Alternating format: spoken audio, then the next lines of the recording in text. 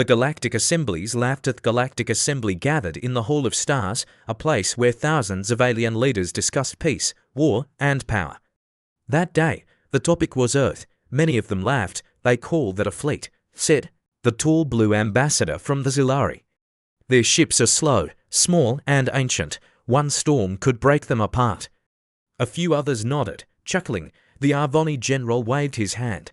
I saw the humans send 10 cruisers to patrol a sector. 10 against what? Pirates with sticks. Only one ambassador, an older green-skinned alien named Marek, remained silent. He looked worried. His people had fought humans before and lost. He stood up slowly. You all mock Earth too easily. They always hide something. Be careful what you wish for. But his warning was ignored. The hall echoed with laughter and jokes. Holograms of Earth's fleet played above them, showing small ships and outdated designs. They are nothing, said the head speaker, a tall creature wrapped in golden armor. Let us proceed with the vote. The vote was simple. Should the Council enforce a trade blockade on Earth? The answer, yes. Earth had refused to join the Council's new resource pact. Humans had their own ways, their own laws, and now they would pay. On Earth's moon, inside a hidden command station, Commander Ray stood over a dark glass table. His eyes scanned the message. Council has approved sanctions. They will move to seize Earth outposts. He didn't speak. Instead, he turned to his team and gave one simple order: bring the real fleet online. The room went silent. Then everyone moved quickly. Keys were pressed, codes entered. Lights turned red. Far away from any known star maps, deep in the black void, something massive stirred. A fleet hidden for decades, powered by Earth's most advanced AI and energy systems. Ships no alien had ever seen began to wake. Each ship carried weapons that no Council race had faced before. Armor that could take hits from sun's stealth, tech that even light couldn't trace. The real human fleet had been sleeping. Now, it was rising. Back in the Hall of Stars, the Council began preparations. They sent out patrol ships, set up blockades around human trading routes. They even moved battle fleets closer to Earth's nearby colonies. One by one, their ships disappeared. At first, they thought it was a signal error. Then, entire fleets vanished. Patrols sent no message back. Colonies sent distress signals cut off mid-screen. Panic began to spread. What's happening? One Council general asked. Marek closed his eyes. They woke it up. He said softly, they woke up the real human fleet. Asterisk, the silence before fire from. They mocked Earth's power until the real human fleet arrived. HFY Sci-Fi third person, simple English, approx. 770 words. Stars grew quiet after the first few patrol ships vanished. The Council still acted proud. They said it was sabotage. A technical error, some claimed. They blamed pirates, radiation storms, or navigation mistakes. But deep inside, fear was growing. Whole fleets, hundreds of ships were missing without a trace. No escape pods. No black box transmissions. Not even wreckage. Just silence on board. The Iron Storm, one of the Council's heavy battle cruisers, Captain Drell looked over the sensor logs. A week ago, his fleet had 15 ships. Now, only 6 remained. I don't understand, said his officer. They were with us on scan, and then ... gone. Captain Drell stared out the window. Stars blinked slowly, cold and distant, but he felt something was out there, watching. Send out a wide scan. I want every shadow analyzed, he ordered. The scan returned nothing, just space. To quiet. Far away, in the darkness between systems, the real human fleet waited. They did not broadcast.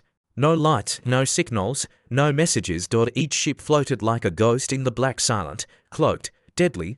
The Judgment, a human dreadnought 3 times larger than any Council ship, moved first. It aimed its weapons toward the outer colonies that had joined the blockade. These were not just warnings. These were targets, with a single command. Earth unleashed its fury. In seconds, the Council's listening posts went dark. Stations exploded without warning.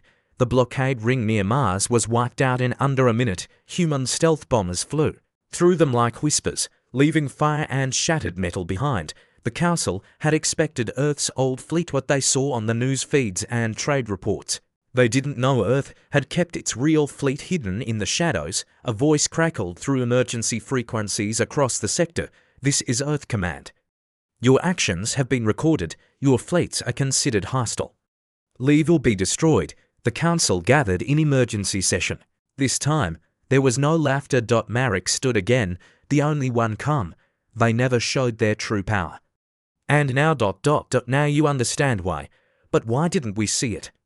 A diplomat asked, his voice shaking. We have spies, scanners, informants. How could they hide something so massive? Marek turned toward him. Because you looked at their smiles and ignored their silence. Meanwhile, Commander Ray watched the battle maps update. Red dots, enemy fleets blinked out one by one. Earth's ships didn't just win, they crushed, but this wasn't about revenge. It was a message. He leaned over the console and spoke, his voice low but sharp. Send the next wave.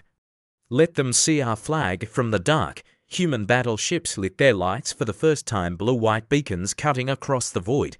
The real human fleet had arrived, and they weren't hiding anymore. In the next hours, messages from Council forces flooded in, retreating. Unknown weapons can't defend, they're everywhere.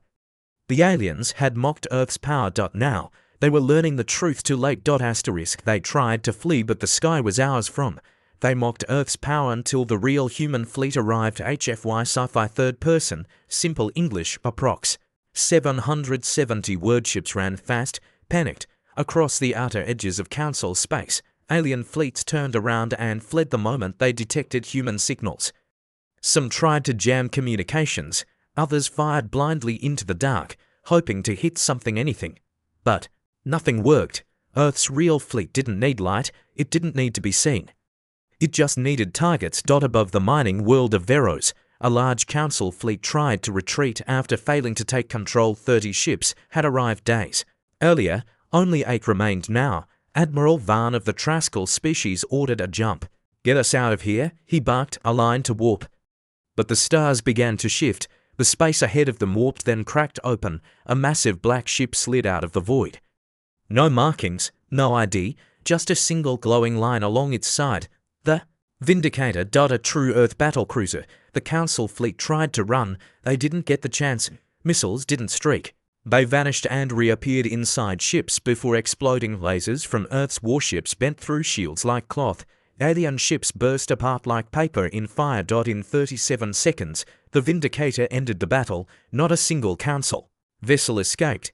Back on Earth's moon, Commander Ray watched quietly. Each new report from the outer sectors confirmed the same thing. Total control. He tapped the screen, bringing up live feed footage from destroyed Council bases. Their flags torn, wreckage floating. Earth's emblem rising above every captured outpost. In the Galactic Assembly, chaos ruled. They're monsters. One Council member cried, "We tried to negotiate." "No," Marek said, "you mocked them, you provoked them, and now they are answering." The head speaker slammed his fist on the desk. "We must send everything we have, all remaining fleets. Strike Earth directly if we must." But another diplomat stood, his face pale. "They already control the skies." "What do you mean?" the speaker snapped. "I mean they're here." At the edge of the Council's central world, a shadow covered the stars. It wasn't just one ship. It was dozens. Massive human dreadnoughts slowly entered orbit, moving with purpose. Their presence wasn't just military, it was a warning. A voice echoed across all channels. "Earth does not seek conquest, but we will not be mocked. Stand down or be removed." Inside the Council war room, generals shouted, "They're bluffing. We still have troops. We can call allies." But Marek shook his head. "You think they showed you everything?" He leaned forward, voice low. "They haven't even shown you their best. Back on the Judgment, Earth's largest flagship." A calm voice spoke to Commander Ray. "All Council fleets within 4 sectors have either surrendered, been destroyed, or are retreating." Ray gave a single nod. "Hold position. No more strikes unless provoked. Let them understand." Across the galaxy, alien species stared at their screens. They had watched the Council laugh. Now, they watched it fall silent, and they saw Earth's fleet silent, powerful, and still. No speeches. No celebration. Just quiet dominance. The sky belonged to Earth now. The Council demanded peace, but Earth held all the cards from They mocked Earth's power until the real human fleet arrived. HFY Sci-Fi third person, simple English, approx. 770 words. Council was broken. Their fleets were scattered. Their allies had gone quiet. Their pride had turned into fear. Now, they gathered in silence inside the Hall of Stars. For the first time in centuries, the Assembly's leader didn't sit tall. His golden armor looked dull. His voice, once full of power, now trembled. We request peace, he said, across the room. Many nodded. Not because they wanted to, but because they had no choice. The giant screen lit up. Earth's symbol 3 stars and a rising flame appeared. Then a voice came through. Commander Ray didn't show his face. Only his voice spoke. Peace was always an option, he said, calm and steady. But you made jokes. You voted for blockades. You threatened our people. The council leader lowered his head. We misunderstood. We underestimated. Ray's voice cut through like steel. You humiliated Earth. You laughed at our ships. Now you ask for peace, only because you fear what comes next. A long silence followed. Then, Ray continued, Earth does not seek war. We don't want control, but we will never again accept mockery. In the shadows of space, the human fleet remained still but ready. Council ships that still floated dared not move. Earth's weapons had shown their strength. But worse than their weapons was their silence. They didn't need to scream. They didn't threaten. They acted. That silence frightened the council more than anything else. Inside the war room on Earth's moon base, Ray stood before a large screen, watching every system Earth now controlled. Supply lines, old council strongholds, mining colonies, they were all now under human watch. Beside him, a young officer asked, what happens if they break the peace again?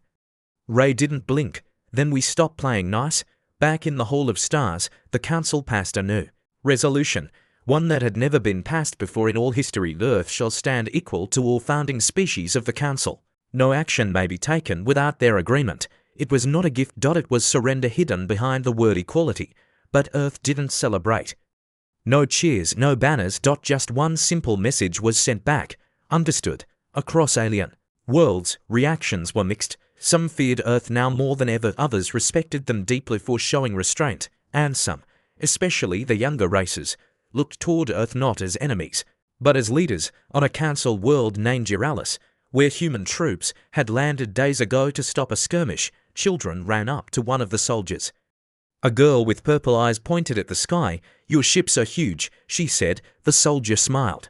You haven't seen our biggest ones yet. She laughed. I hope I never do. Me too, he replied. That same night, Earth ships pulled back from key sectors, not because they were ordered, but because they had proven their point. They had shown the galaxy that patience is not weakness, and silence is not fear. They gave Earth a seat, but humanity took the floor from. They mocked Earth's power until the real human fleet arrived. HFY Sci-Fi third person, simple English, approx.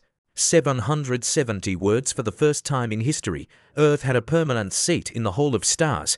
But when the humans entered, they didn't just take the seat, they took the attention of the entire room. The hall, once filled with alien chatter, fell silent as the human ambassador stepped forward. He wore no gold, no medals, just a plain dark uniform and calm eyes. The head speaker gestured toward the empty chair marked with Earth's symbol. You may take your seat now, the speaker offered, but the human didn't move. Instead, he stood at the center of the room and spoke. We did not come here for a chair. We came for respect. Some council members shifted uncomfortably. Others watched closely. The human continued. For years, Earth was mocked. We were the newcomers, the primitive species. You judged us by our ships, but ignored the minds that built them. He paused. You judged our silence as fear, but we were only watching. Now the hall was truly quiet. No one laughed. No one interrupted. You called us weak, he said. And still, we offered peace. You attacked us. And still, we did not demand your worlds. He looked around slowly. But let this be clear. If you ever raise your hand against Earth again, we won't just answer. We'll finish it. The silence was deep, and then, slowly, one by one, council members began to nod. This was not a threat. It was a truth. The human ambassador finally stepped back and sat down, and from that moment on, no one questioned Earth's place again. Elsewhere in the galaxy, Earth's name began to carry weight. Young leaders from minor species asked to visit. Earth for training. Trade routes now opened without protest. Even old rival factions quietly backed away from disputed sectors where human patrols passed. The power had shifted and the galaxy knew it. Inside Earth's hidden command station on the moon, Commander Ray reviewed new reports. All Council military activity has slowed, his officer said. No sign of aggression in the last 2 weeks. Ray nodded. They're learning. Then he turned to a separate screen marked Project Emberfall status.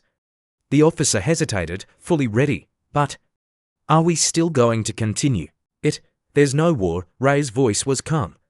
That's the point. We prepare when there is no war, because one day they might forget. In the quiet parts of space, the real human fleet remained ready, not floating above cities, not parading through skies, but waiting, watching, hidden again this time, by choice. Earth had no desire to rule the stars, but if forced, it could. In a small outpost station on the edge of neutral space, 2 alien soldiers watched a long distance. Scan. One pointed at a faint signal. That's human, isn't it? The other nodded slowly. I hope it's just passing through. Why? Because if it's stopping. It's probably for a reason. They stared in silence as the signal faded, the shadow of a giant human ship slipping past. Back in the Hall of Stars, the Council drafted new laws that now had to pass through Earth's review before action. A minor race leader leaned toward Marek and whispered. They gave Earth a seat. Now it feels like they run the floor. Marek smiled slightly, because when Earth speaks, everyone listens. Asterisk. They watched Earth rise and knew the old order was over from.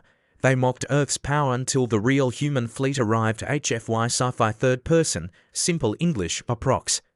770 words. It didn't happen in a single day. But it was happening across the galaxy. Things were changing. Trade routes that once passed only through Council planets were now rerouted through human-controlled systems.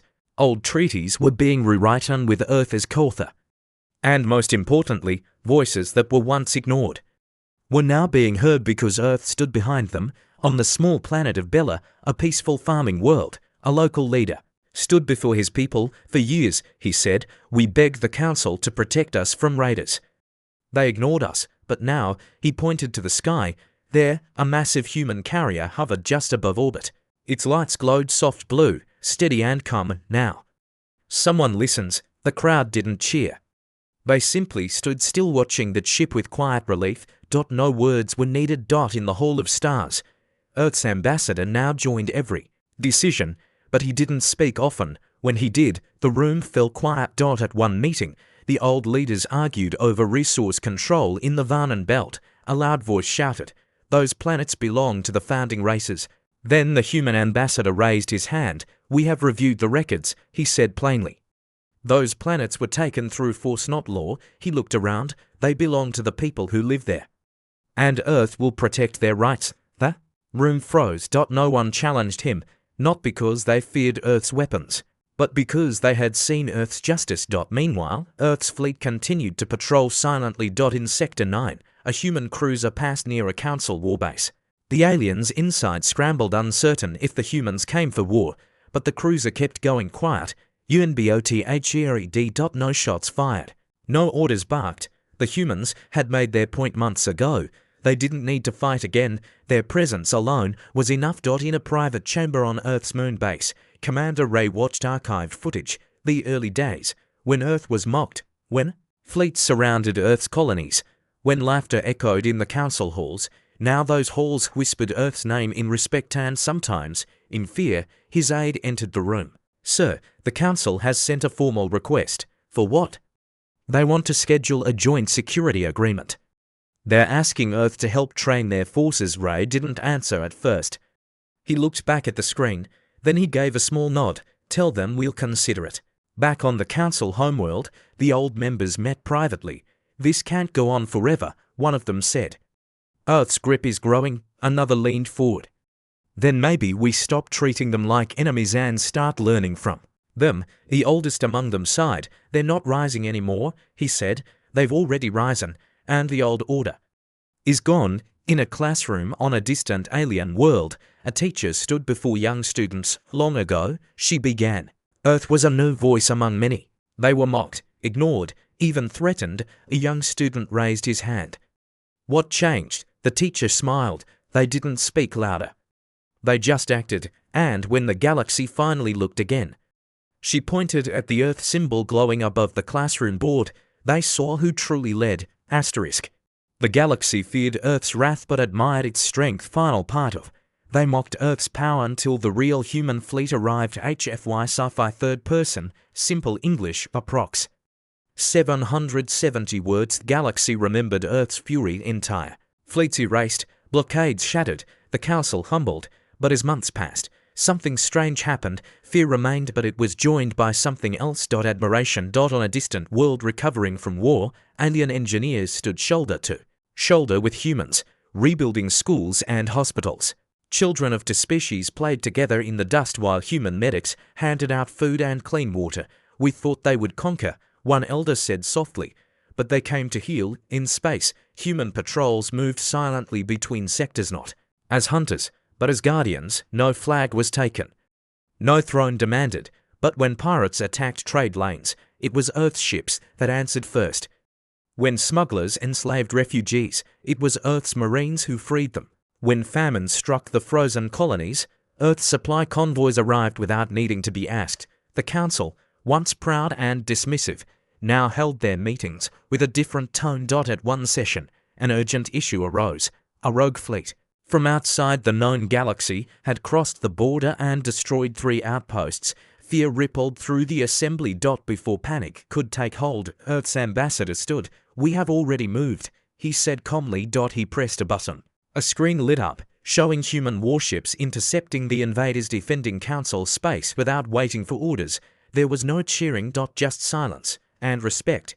Back on Earth's moon base, Commander Ray walked through a garden built beside the command center. Trees from different worlds grew there now, symbolizing peace, growth, and quiet power. A young officer joined him. "Sir, the Council is offering Earth the lead role in the Galactic Peace Coalition." Ray smiled faintly. "They fear we might rule." The officer looked confused. "But we're not ruling." Ray stopped walking. "We're not. That's why they want us too far from Earth." On a quiet mining moon, a group of alien workers gathered around a new monument, a simple statue of a human soldier standing with an outstretched hand. The words below read, "They answered with fire but stayed to protect." News spread of Earth's strange strength, a strength that wasn't just power. It was patience. It was purpose, and when needed it was unstoppable. Old enemies kept their distance. New allies lined up at Earth's gates, but Earth never demanded anything in return. Not colonies, not resources, not tribute. Only respect. In the Hall of Stars, a new generation of leaders began to rise, some alien, some human. Their goals were not control, but cooperation. And always, Earth was at the center of it, not because they forced it, but because they earned it. In a small classroom on Earth, a young girl raised her hand. "Teacher, why don't we show off our big ships anymore?" The teacher smiled. "Because we don't need to." "Why?" "Because the galaxy already knows," she said gently. "They remember what happened when Earth finally showed its real fleet." Asterisk.